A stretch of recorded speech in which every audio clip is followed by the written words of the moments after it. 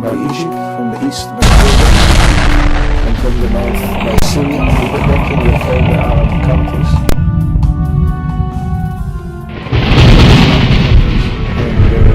And through the Mediterranean as well.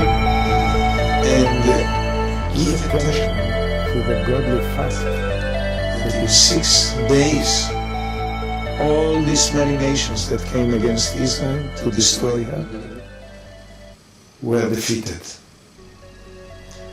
They made everything they considered. Just one thing they did not consider, that the God of Israel is again the commander and the general of the Israeli army. You know, I didn't ask you to say that. I didn't tell you to say it was because of God or anything like that. You said it yourself. Yeah. It wasn't just an accident. You know, it was actually, there's unseen hands. The hand of God. Mm-hmm.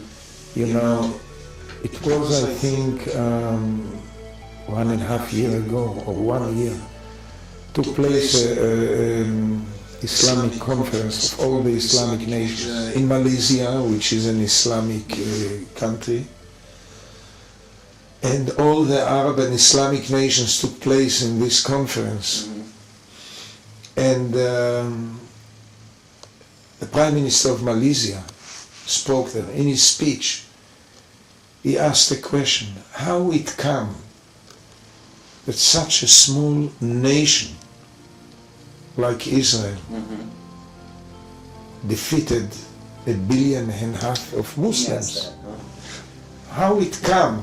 He tried to answer, and he said, the Israelis know to use their brain. We don't know to use it. It was not a bad answer, but not the real answer. I mean, partly it was right, because when the enemies are coming against Israel, God takes from them the mind.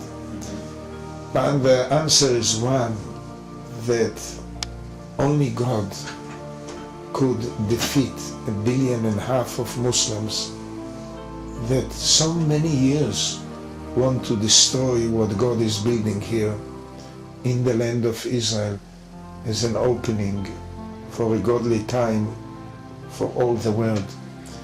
And he became again the commander and the general of the Israeli army. And as I said so many times in the past, and I will say it always, God is a God of peace. He's not a God of wars. He hates wars. He cries in heaven when he sees how people kill each other in wars. You know, but, yeah, just one thing. But when people, nations or enemies are behaving in an unmoral way and they are coming to destroy his people, he fights against them. And he said it so beautiful and simple in his word through the prophet Zechariah in chapter 14. I will fight with my people Israel in the field of battle when the enemies will come against them. And he becomes a God of, you know, of being a general and commander of the Israeli army to save them from their enemies and continue the great, extremely godly event of the redemption of Israel and Jerusalem. That's right. All of the prophets, the Psalms, everything that comes from the Bible comes from this nation. Yeah. So this is the wonderful God of all of us that changed my life as well. And what happened? Can you tell us what happened? That's what I'm going to share with you. And this is a long story, but I will make a long story short story. And basically, this is an event which changed my life and brought me to what God gave me as a privilege to deal with it here, to the rebuilding of the temple of God and making Israel again a biblical nation with a biblical mission. And One day I was sent to the northern boundaries of Israel, the Golan Heights area, to protect this area from Syrian attacks that came again and again. They tried to occupy the north of Israel at least. And I was in this area 1 year. I commanded a unit of 150 people. Each day under fire, and thanks to God, He saved our lives. And we survived, and the enemy could not occupy the land. But 3 days before the end of the year, when I almost completed my mission, happened the event that changed my life. When I found myself with my unit in a very heavy ambush of the Syrian Arab Islamic army. They counted more than 10,000 on the heights. My unit counted 150 in the valley. They attacked us in a battle of 8 hours, and thanks to God that was among His soldiers, we defeated them. They could not occupy the area. But close to the end of this heavy battle, I was injured, I was wounded terribly when a tank drove over my body. You know, it was a critical event, like all the critical events in the history of Israel. You know, God appeared in so often in critical What was times. going through your mind? I mean, here's a tank, and was it an enemy tank, or was it a? No, it was an Israeli tank, Yeah. and it happened as a mistake.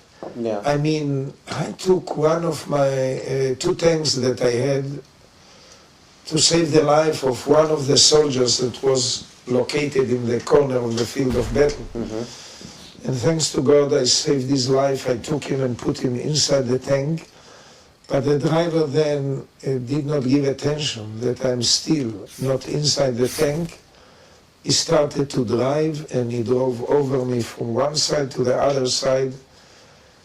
And I know and I believe that this event should happen, because in this critical event, I met the God of Israel, the God of Abraham, Isaac, and Jacob. How did you meet him? In this So close to me, to my heart, to my spirit. You And just, how it happened. you just you felt know, his protection, or? When the tank drove over my body from one side to the other side, the tank continued to drive back. He did not know that he drove over me. The tank was, you know, covered. In any case, I lost my conscience. But then God gave me back my conscience for a few minutes. And during these few minutes, I understood why God gave me back my conscience and what will be my life in the near future, or maybe all my life. Because when I laid in the field of battle, completely paralyzed, only my mind could work, thanks to God, and He kept it for me because of a reason.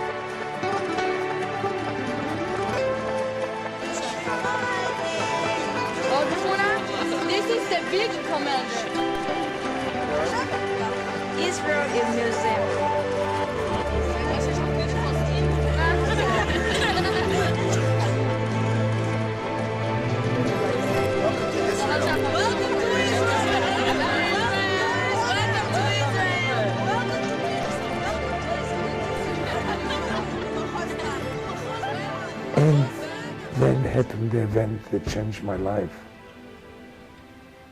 When I heard the voice of God speaking to my heart.